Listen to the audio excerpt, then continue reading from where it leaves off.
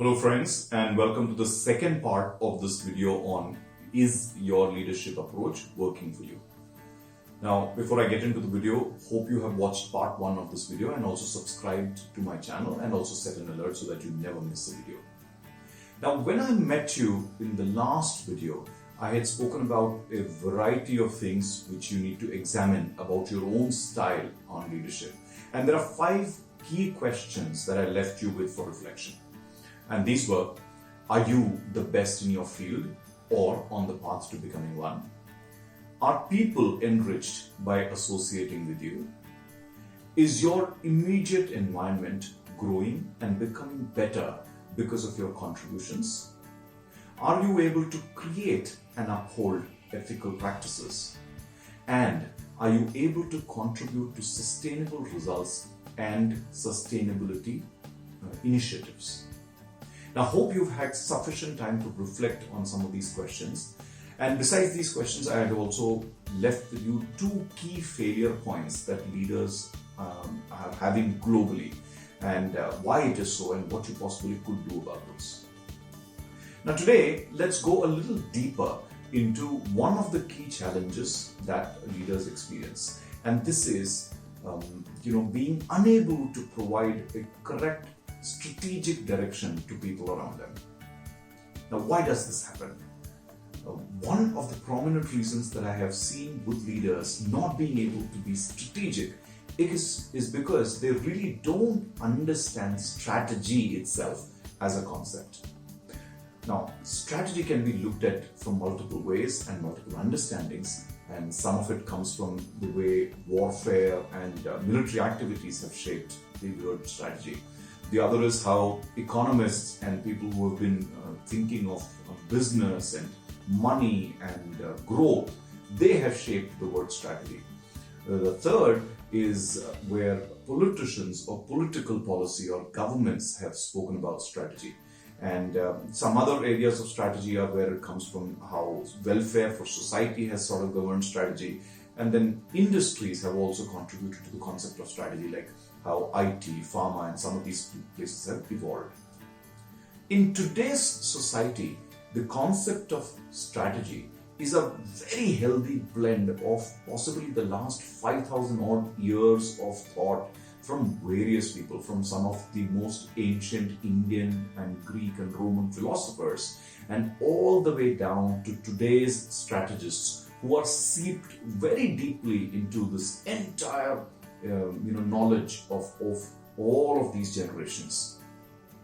However, leaders, and especially a large part of global leaders, and I'm talking about except some of the real top leaders, most leaders are found wanting when the subject of strategy is spoken about. And there are 3 simple reasons why they fail at this.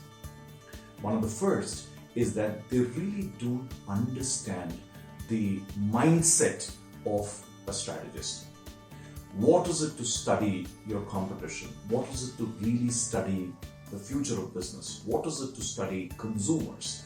What is it to study business transactions? What is it to study and understand and do something about a combination of all of these situations?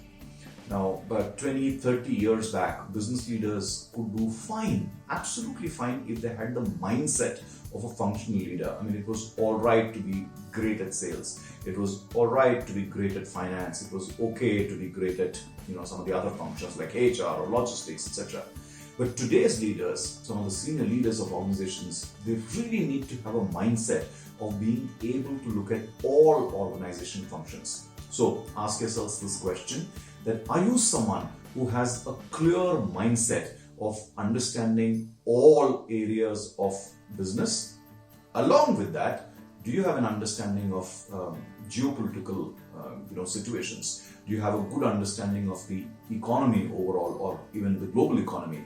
Do you have a good understanding of how legal and technological and ethical frameworks work? And that's where a leader is able to make certain very, very critical decisions. Now, some of you who may not be in very large organizations or maybe running small businesses, etc., may be wondering why this. And some of you who are in large corporations may be wondering, oh, the strategy office is going to take care of this. And that's where we make a mistake. And this is where all of us as leaders, and I would typically say that anyone who's going middle management and upwards really needs to have a very powerful mindset of strategy, of understanding what are the strategic implications. And this could absolutely be about following some of the stalwarts of the industry, looking at and understanding what some of the strategy institutes of the world talking about. And many countries, many universities have these seats which do constant research about strategy. This is whole classical thing of countries studying countries, or regions studying countries, or countries studying regions, all of those kind of things.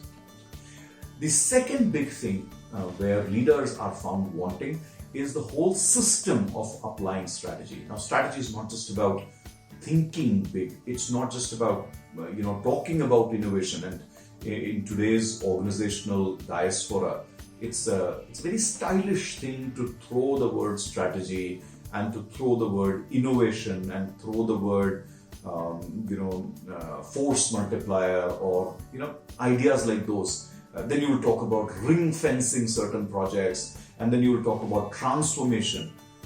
Well, none of these actually is the system that takes an organization forward. One of the first things that a leader who's good at a system of strategy is they get the organization together.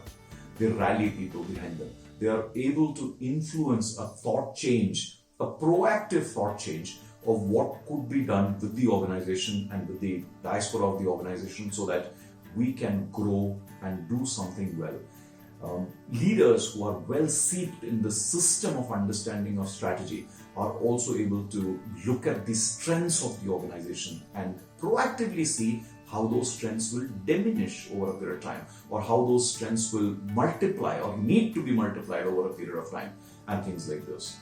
Now, here is where leaders also will be able to look at diversification and R&D and technology acquisitions or partner acquisitions and so many other such concepts. I mean, the examples are enough and more out there in industry, and as I'm speaking, some of these organizational names must be popping up in your mind of organizations which have changed themselves ahead of time, or organizations which are doing like a McKinsey would say a Horizon 1, Horizon 2 or Horizon 3 sort of thing together and growing at the same time. So again, leaders, if you want to be really good and you want to change your approach today, ask yourselves this question: how are you approaching the whole system of strategy? And with the first two out of our way, which is having a mindset of strategy and having a systems approach to strategy, the third thing is to really have the skill set to hold these two things together. Because with all the things that I talked about of having the right mindset of strategy and having the right systemic approach of strategy, you could not do it, you would not be able to do it unless you have a whole host of hard skills and softer skills to really talk through and work through with the organization. Some of the hardest skills could be the ability to research and understand, ability to understand data, analytics, etc. in today's world, ability to understand trends or look at documents or research reports which are coming from some of the authorities of the field and translating that. And the softer skills then of or rather the semi-hard skills like business analysis and projections of business, etc. And then the softer skills, obviously, of being able to influence, negotiate, motivate people, take them along, sell them a cause, all of these kind of things. And that's the sort of the easier part, because with the kind of reading material, training material, coaches, etc. that are available today, you will still be able to acquire the skill sets in the shorter period of time. But it is very crucial. Without that, you will not be able to move. Now, these are the three pillars that you really need to cover and make good of if you really want to become a good strategic leader. And going back to the previous video where I had said that a lot of leaders suffer from the challenge that they don't have the capability to do the best in their context. For that, the first thing that you need to fix is this lacuna of not having the right strategic mind not having the right capability. So I will revise this for you. Fixing strategy or the strategic orientation that you need to bring to your environment, whether you're a senior business leader or you're an entrepreneur or a professional, is really to have a mindset of strategy, a systems approach to strategy, and the right skill sets to strategy. And when we talk about having the right mindset to strategy, it's about understanding strategy from a holistic perspective, political, economic, social, legal, all of those kind of arenas.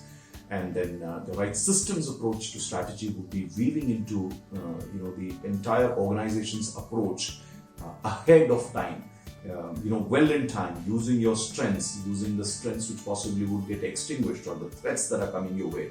The right understanding of strategy that your organization needs to take, or your context needs to take, or your professional practice needs to take. And the skill sets really actually to hold the first two things together, both the three aspects, which is the absolute hard skills, the semi-hard skills, and the soft skills that you need as a leader to make sure that you're doing the best in your context. It seems like hard work, but this is where the point is. Leadership was never really an easy thing to do. It does take investment. But here's the point. As you keep getting better at this, the amount of hard work that you need to put into this reduces, and that knowledge stays with you. And will come a point where you have set up a baseline for yourself from where you can really maneuver very, very quickly. And that's what will make you an agile leader. And there's a very popular term in these times which is called learning agility. And here's a top secret for learning agility. Learn well the foundations. Get a solid baseline which is broad enough. And then beyond that, it'll become very easy for you to learn things fast. And very soon you will also be called an agile leader, somebody who's got great amount of learning agility and flexibility in any situation. Hope this was beneficial to you as a guidance as I went deeper into the construct. I will come back with one more part of this video where I will give you another tip which will help you go even deeper and really broad base and deepen your leadership practice. So with that, wish you the very best. Use the first video and this one to make the most of what you can do with your own organization, business, professional practice, whichever space you are in. Even if you are a part of an NGO or any other social entrepreneurial cause, this is absolutely important that you do this. And do look forward to the third video which is going to come your way, which will add a little bit more value to this entire conversation for you to go ahead and make some changes. Wish you the best of changes, the best of the way forward. Thank you for listening to me today.